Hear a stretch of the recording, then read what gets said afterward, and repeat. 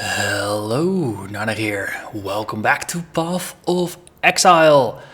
This is the Ascendancy League, or the Ascendancy Perandus League, and we just gained an Ancestral Totem. So let's look for some monsters and see what it actually does. So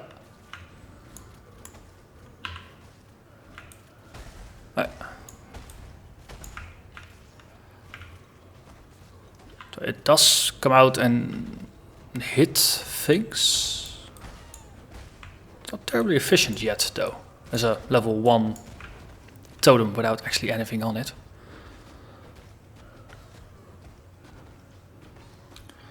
One-to-one cold damage and 9 through 18 physical damage. So DPS is 17.6. How does it compare to my standard attacks? Not overly great. Well, it does 60% of my base attack damage. Okay. So that totem, it needs a little bit of love in order to flourish. Let's keep it at that. On the other hand, it boosts my attack speed as well while I'm near. So as long as I'm not using Earthquake, that's gonna be good. Oh. And against these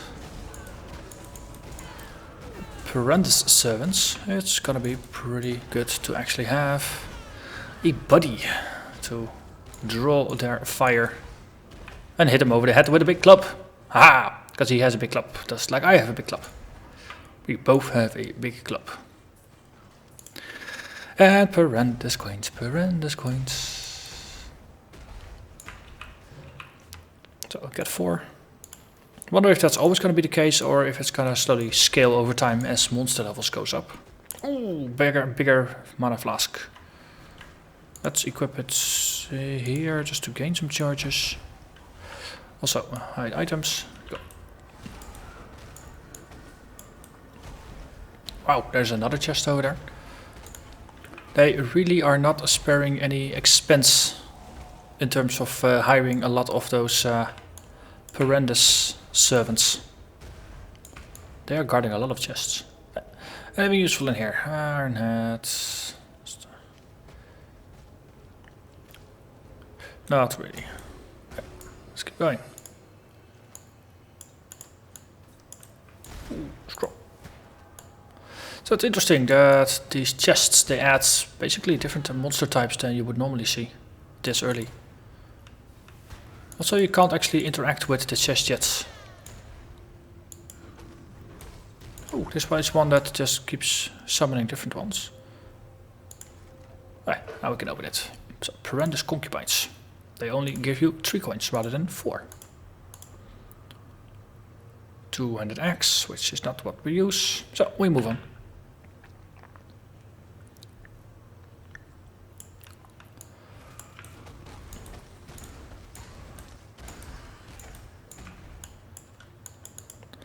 So, you can see the Perandus League element, just the collecting of these coins being fun. Just gotta get more, and then every once in a while you run into Mr. Katira Perandus himself, and you can buy interesting stuff from him.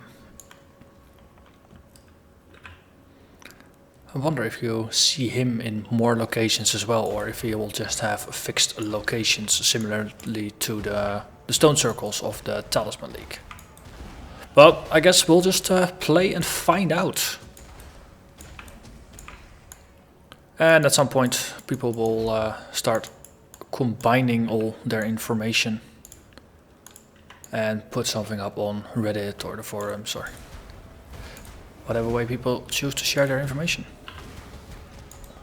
I have to remember to actually summon the totem. It is a pretty useful thing to have.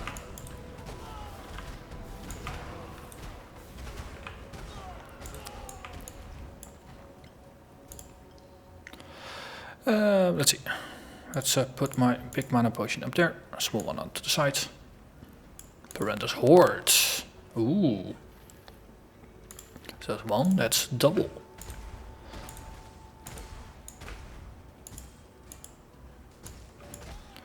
Okay. I could get used to this. This is like strong boxes, but different. And different is good. let's move on. Look for the big guy.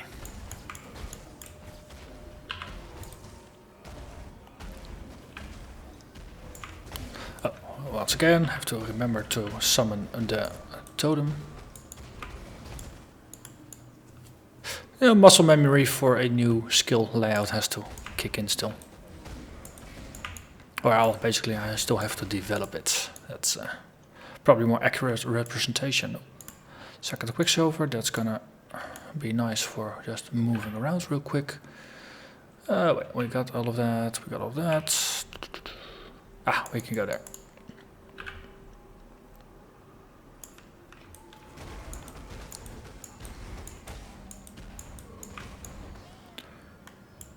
Okay.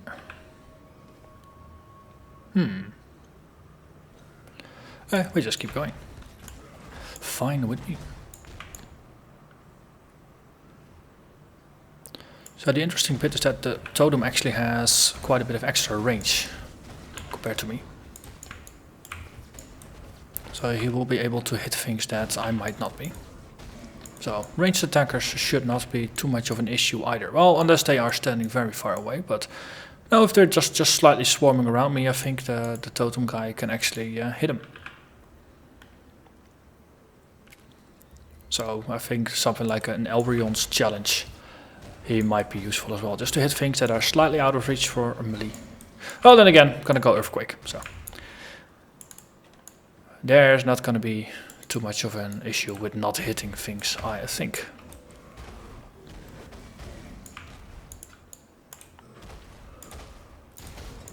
Okay, just two guys just clubbing things down. It looks funny.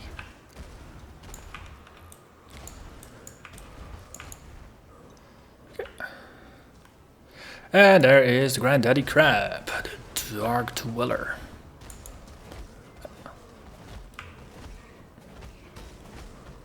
Hit him over the head really hard.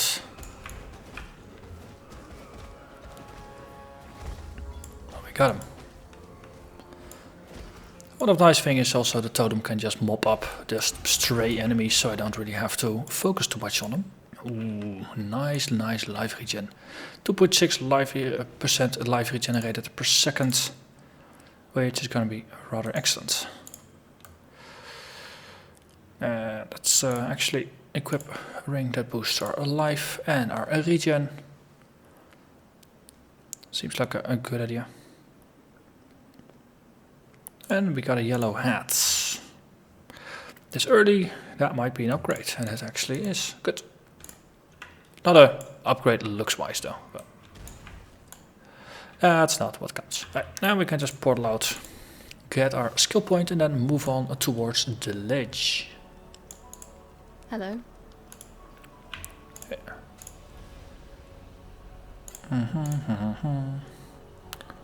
Actually, just gonna put this in my stash. Just might be useful for some future low level characters. No, it's not an upgrade. Let's sell it. And that life flask, similarly, just put it away. I'll deal with it later. Actually, just keep one here for sorting. I can just put random stuff in there and then I'll just sort it afterwards. Put those away. And might as well put this in its place as well. Good. Right, we still need an amulet. Hello. Let's see if Nessa has one that has more life regen on it. Of course she doesn't. Alright, well, check back later. Darkly. Yeah, let's get the skill point. Thank you. Alright. It's probably going to be a good idea to boost my defenses a bit. I feel that the Perandus League, those chests with those guardians, they actually do more damage than monsters normally would do at this point in the game. So choosing to go with defenses early rather than later is probably going to be a safe choice. Just look at how many of them. I mean, there's actually two of these things almost on the same screen.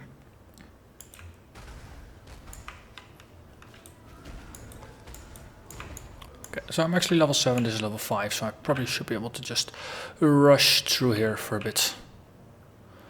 Only taking out the larger groups like this. So once I get access to support gems, and specifically once I get access to melee splash, I'm gonna give the protector melee splash and probably some increased physical damage as well, just to give him a bit of a boon, make him better able to deal with groups. Okay.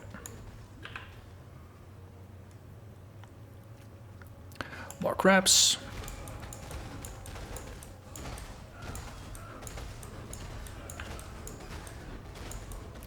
This is rather efficient for just smashing all of them. And you slowly notice that the totem is actually gaining a little bit more life, and thus he actually stays alive longer than 2 hits. Rustic Sash, might as well grab it.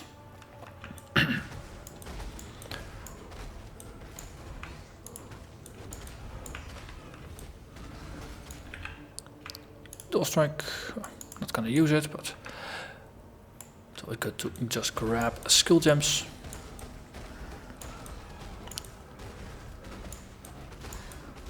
Well, this works pretty well. So just imagine being able to just hit everything with a single attack rather than needing to smash into multiple directions separately. I am very much looking forward to the new skills.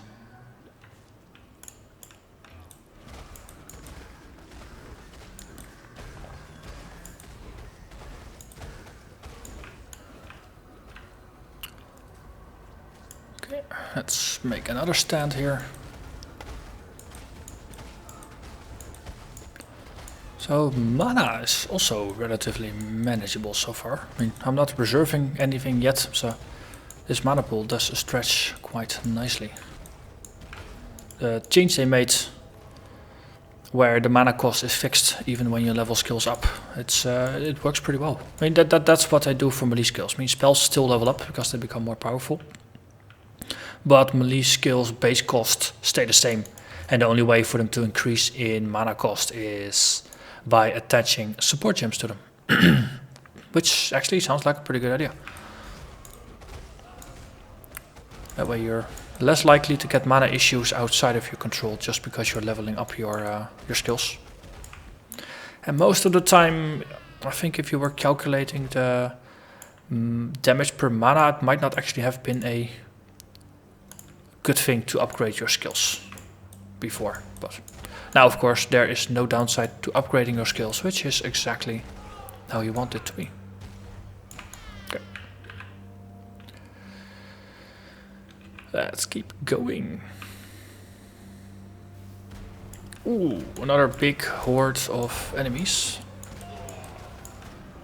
So you can actually place the totem slightly forward in order to make it act like a decoy totem.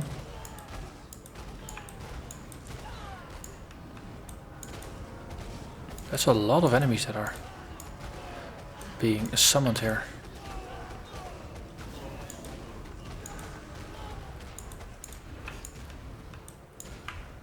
Okay, I think we filled up the Perandus chest, or emptied it, or...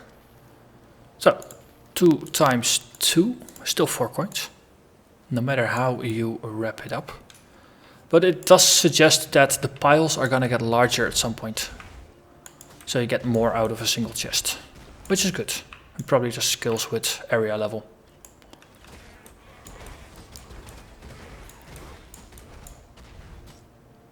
So you can't actually hit him. He can hit that guy, and he can hit that guy. So his range is a bit limited. So let's see. Boom. A little bit closer. Okay. So he doesn't have a lot of range yet, even though it says plus 16 melee range. Plus 16 is not a lot. Hey, buddy. Kadiro. I got 18 coins. What do you have for me? Unburden you of some cumbersome coinage. Well, for 4 coins, getting an amulet, that's not gonna say no to that. And I still really want to get the portal that looks like that. I think it looks awesome. Let's see, just gonna sell that one later on. I don't have an amulet, so this is an upgrade anyway. Boost my dex, my attributes, evasion, and life regen. I like life regen. Might have mentioned that once or twice. I'll probably mention it once or twice more.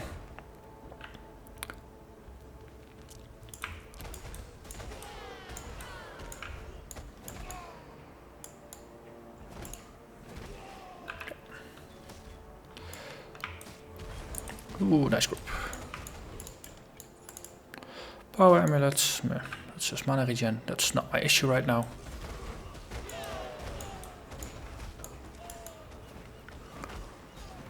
And allies regenerate life. That's not very good for them to have. Just makes it harder to kill them. And we move on.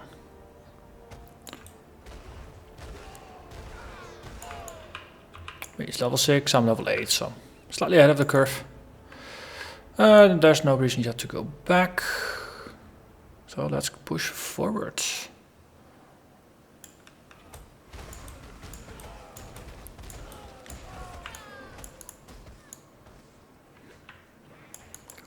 So getting an increased melee range is probably going to be beneficial for the totem as well.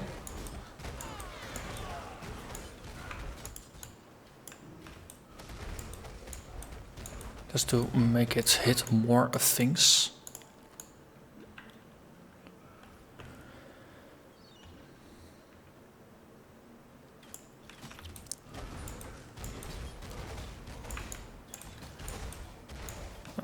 So I actually have to actively reposition the totem if you're fighting into a group of monsters, because it will just stray behind.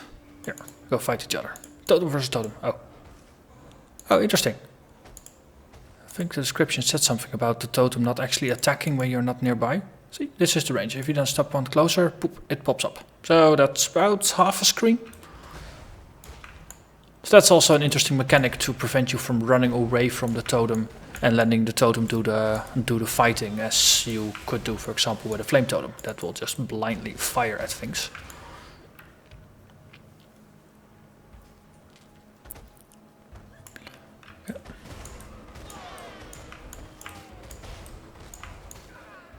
And we got you. Good. Let's see, King of the Hill. That's gonna be me and my totem.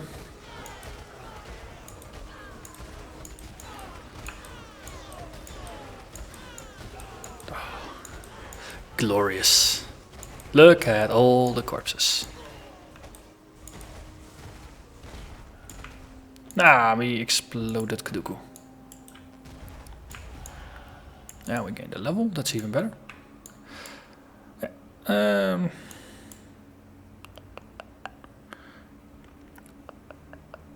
Yeah, let's go continue on to Born to Fight, and then we head left, grab Armor Mastery and move into that direction.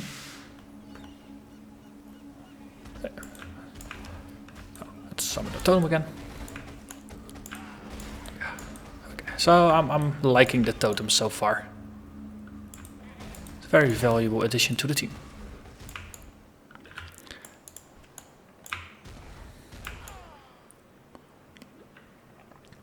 And there is the climb.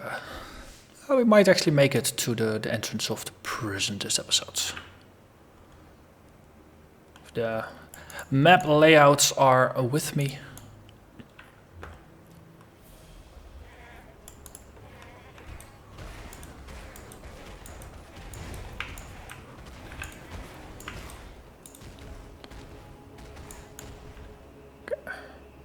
And we need to kill more things to get more charges. Also, I want Leaf Slam to get up those hills.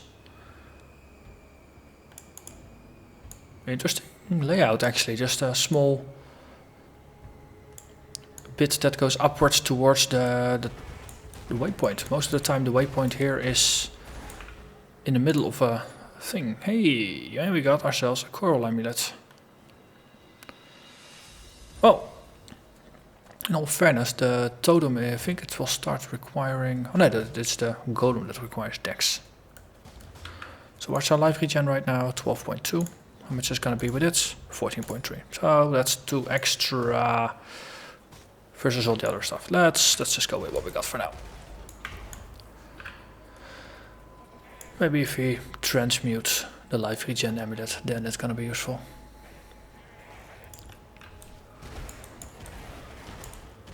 Hello there, goaties.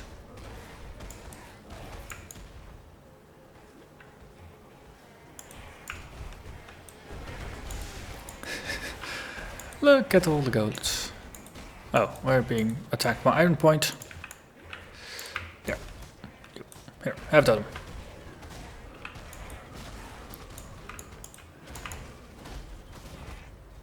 Boom, boom, boom, boom. And you can finish him. Alright, if you're not gonna do that, I'll do it. Good. We're crossing quite some more unique monsters off of our achievement list already, which is good. Ooh, Orb of Alchemy.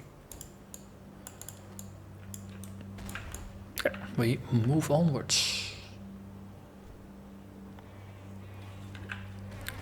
Oh, that's gonna be fun. Lots of goats.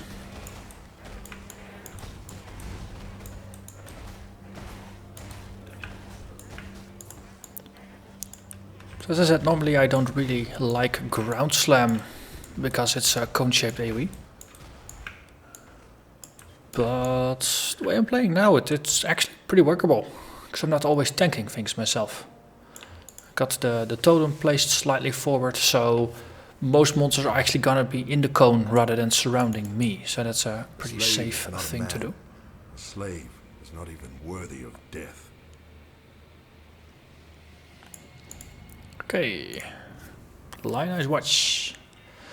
Talk to Nessa. What are you gonna give me? Melee Splash. Yes, please. Okay, so let's sell some things.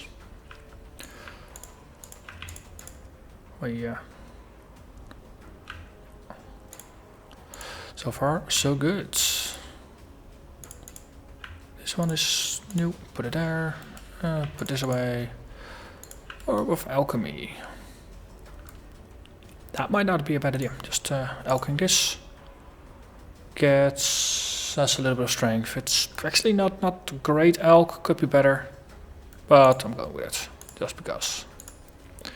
And we put this in the sword box. Melee Splash.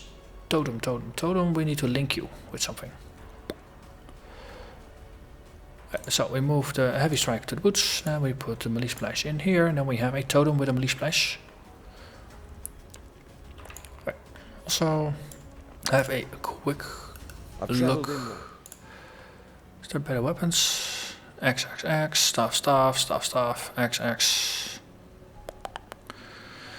It's always right, if you're looking for a 200 mace, you're not gonna find a 200 mace. Oh, that's decent boots, decent armor. Don't really care about the base stats anyway, we can just enchant them, but that way we get more things that we can link skills with. So heavy strike I'm just gonna keep as my very simple, very cheap skill to attack stuff. And then Ground Slam being the big AoE, we can add some other things to it. Could go for stun, just start early with stunning. Life gain on hit might also be nice for just boosting our survivability, but on the other hand we're just generating plenty of life already. Let's go stun. Also, it doesn't increase the mana cost of the skill, which is actually an interesting side effect. Yeah. So next episode we're gonna actually travel through the prison and face Brutus the Warden. So thank you very much for watching. I hope you enjoyed the demonstration of what the Ancestral Protector does. So next episode we're gonna check out what it does with Melee Splash and how it fares against the Warden. So I hope to see you again next time. Bye bye.